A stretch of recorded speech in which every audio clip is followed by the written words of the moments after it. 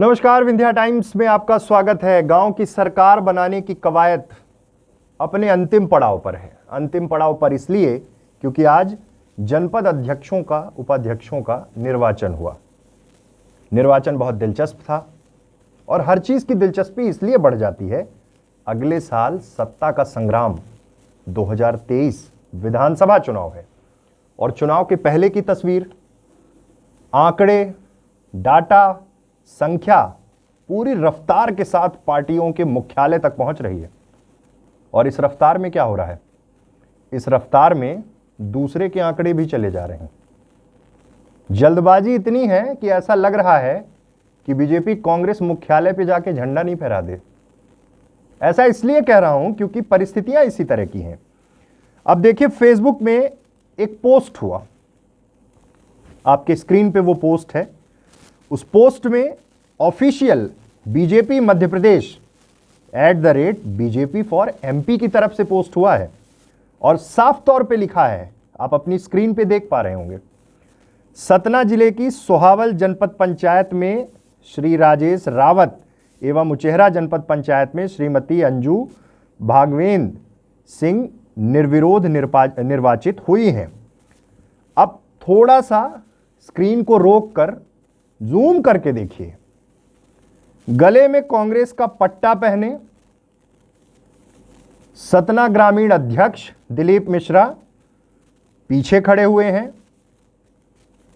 सतना के पूर्व लोकसभा प्रत्याशी कांग्रेस पार्टी के राजाराम त्रिपाठी वो खड़े हुए हैं और कांग्रेस के लोग मिठाई खिला रहे हैं।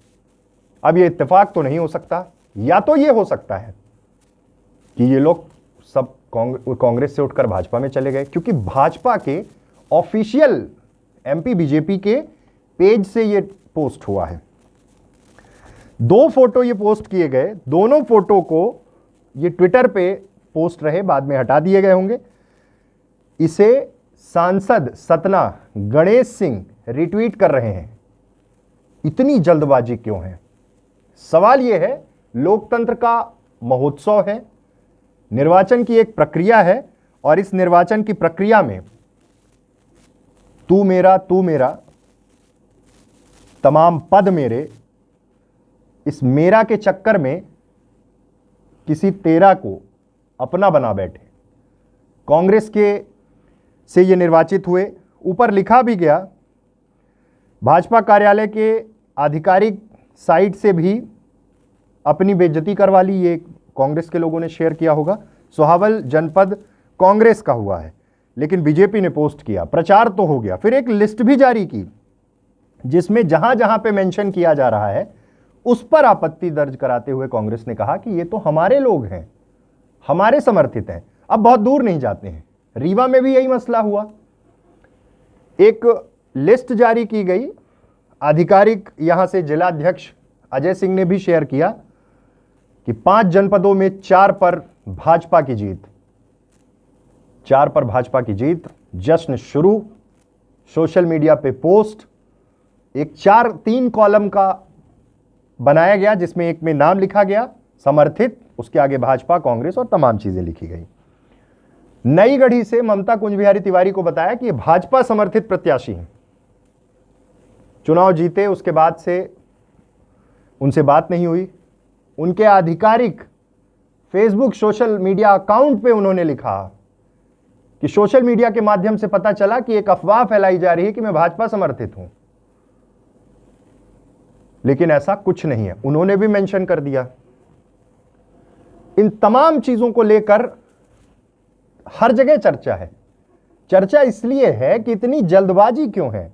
अगर आप जीते हैं तो आपकी जीत है, लेकिन जल्दबाजी में किसी और की जीत, किसी और के प्रत्याशी, किसी और के अध्यक्षों को अपना बनाने की होड़, अपना बताने की होड़ क्यों है? बड़ा सवाल है। जल्दबाजी तो है क्योंकि 2023 में मध्य प्रदेश में चुनाव है। इस जल्दबाजी में आप अपने पेज पर, ऑफिशियल अकाउंट्स में कांग्रेस के लोगों को जगह दे रहे हैं। इससे कांग्रेसियों को थोड़ा खुश भी होना चाहिए कि बीजेपी के ऑफिशियल पेज पे उनको जगह मिल रही है। लेकिन जल्दबाजी में किए गए ये पोस्ट अपनी ही पार्टी की, यानी भारतीय जनता पार्टी की कार्यशैली पर भी सवाल खड़े करते हैं। इन तमाम मुद्दों के बीच में रीवा और सीधी को लेकर पूर्व मंत्री कमलेश्वर पटेल का बयान भी आया।